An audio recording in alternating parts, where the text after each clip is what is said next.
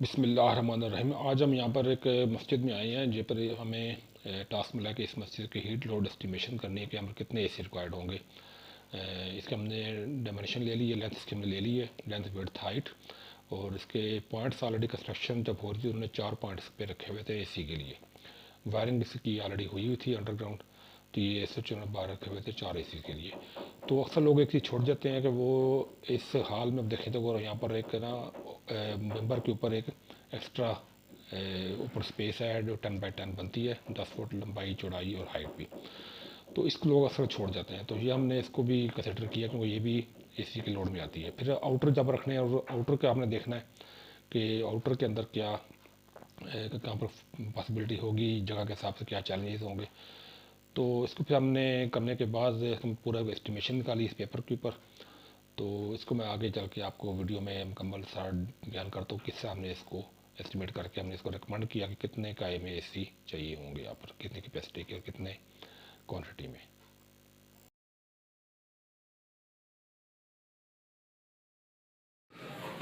अच्छा जी, ये हमने अब पूरा इसका तैयार कर लिया था हीट लोड एस्टिमेशन का, जो मस्जिद की मैंने आपको बात की है। इस बार हमने इसको पूरा हमने इसी तरह इसको बना के पहुँचा थे क्लाइंट को, बाद में एक्सेप्ट भी हो गया था, तो हमने फिर एसी से लगा के दिए थे।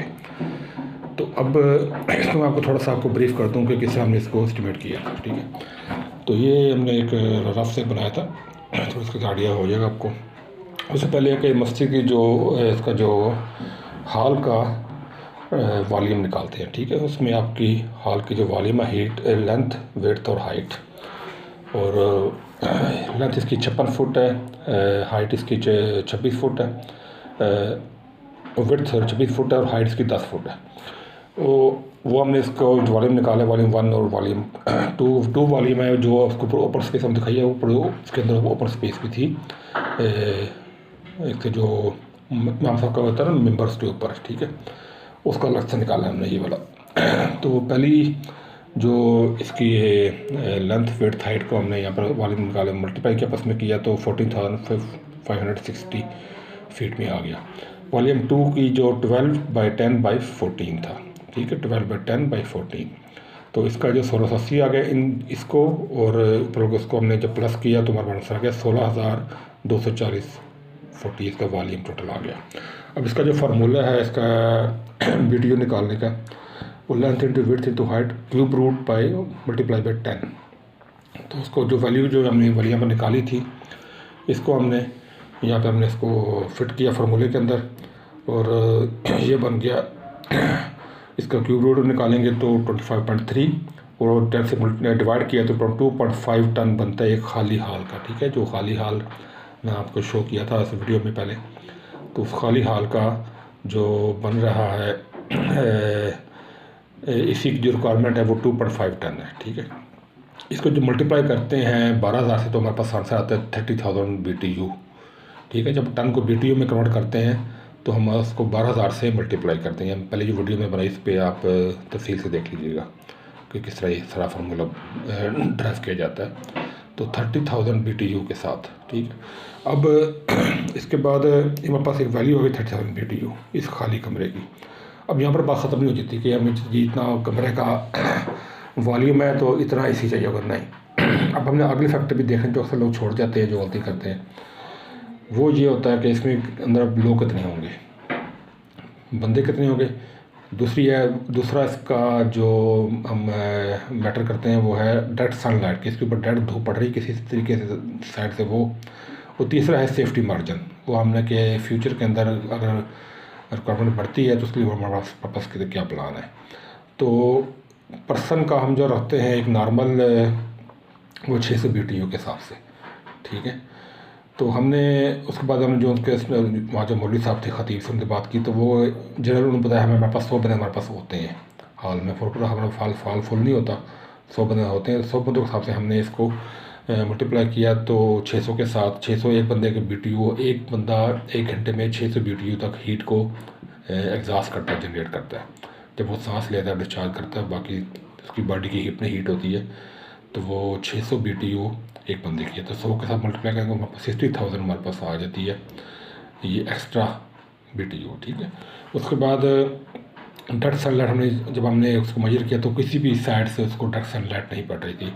वो जो हाल ऊपर से भी उस स्टोरी बन रही है और उसके लेफ़्ट पे भी उसके कमरा बना हुआ है, फ्रंट पे भी कमरा है और पीछे भी उसकी पूरा बरामदा है। तो किसी भी एक साइड पे ओपन थी तो उस साइड पे वैसे सूरज नहीं आता, तो किसी भी साइड से उसको धूप नहीं पड़ रही थी डायरेक्ट।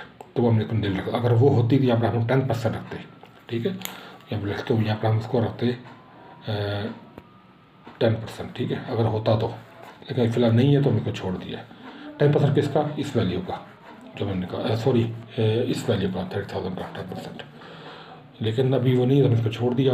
अब हमने आगे चल दिया, सेफ्टी मार्जिन रखा है वो 10% किस वैल्यू का? इस 30,000 का, तो वो हमारे पास आ गया 3,000।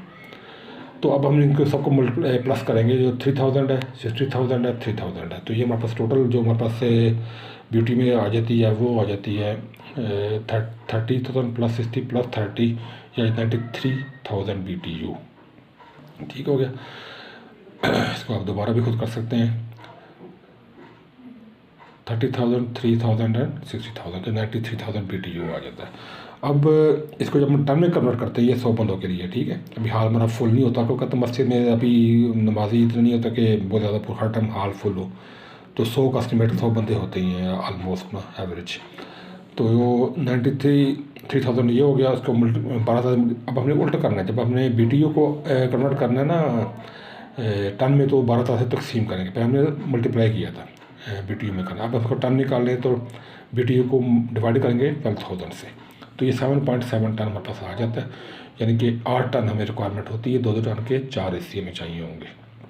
तो ऑलरेडी जो जैसा मैंने बताया कि उन्होंने इसमें 4 पॉइंट रखे हुए थे, तो हमने इसको सजेस्ट किया कि ये अगर आप 100 बंदों के हिसाब से एस्टिमेट लगवाते हैं तो आपके पास 8 टन कूलिंग की आपको रिक्वायरमेंट होगी। 8 टन जब चारों से चलेंगे तो आपको कोई कमरे में सफोकेशन या घुटन का एहसास नहीं होगा। और यही सेम सर्दियों में भी ये कमरा आपको फुल गर्म करेगा, ठीक है। उसके बाद अब वो दूसरा वो ऑप्शन दिया था कि अगर बंदे बढ़ जाते हैं, ठीक है, सॉरी बंदे अगर कम हो जाते हैं, 50 बंदे किस टाइम कम भी हो जाते हैं, ठीक है, तो फिर हमने इसको जो यहाँ पर थी पर्सनस की, वो 50 कर दी थी, ठीक है। तो 50 के हिसाब से 60,000 बना था 100 का, तो इसको हम हाफ़ कर लेंगे इस वैल्यू का, ठीक है।